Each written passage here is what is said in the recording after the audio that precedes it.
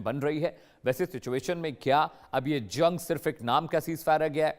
कब क्या हुआ, पूरी मुकम्मल टाइमलाइन आपके लिए लेकर आए हैं।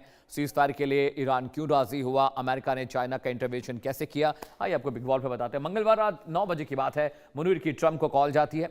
सीज फायर और होर्मुज खोलने की बात होती है। रात 9 बजे का डिटेल आपको बता रहे हैं, कब कब बातचीत हुई, कब कब क्या क्या हुआ।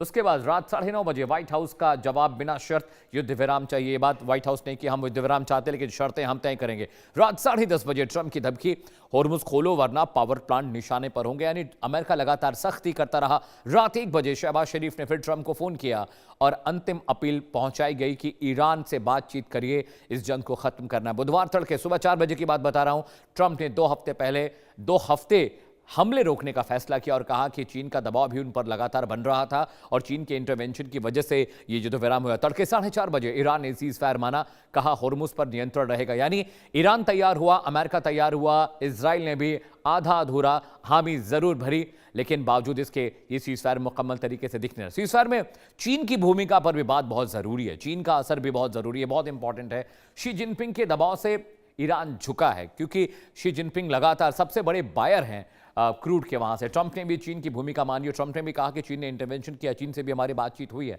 अगला पॉइंटर, पर्दे के पीछे बीजिंग की मध्यस्थता भी रही है, सिर्फ पाकिस्तान का अकेला ये किया धरा नहीं, पाकिस्तान का अकेला खेलने चीन की भूमिका बहुत क्रूशियल है। अमेरिका से सीधे टकराव रोकना चाहता था चाइना भी, क्योंकि इससे पूरी दुनिया की इकोनॉमी को असर पड़ा था। चीन ईरान मजबूत व्यापारिक रिश्ते हैं और इसीलिए चीन ने ईरान पर दबाव बनाया। सबसे बड़ा साझेदार इसलिए असरदार क्योंकि सबसे अधिक क्रूड खरीदने वाला कोई मुल्क है ईरान से तो वो चाइना है। वॉर जो टेक्नोलॉजी है वो चाइना देता है ईरान को, इसलिए ईरान का दबाव काम भी आ गया।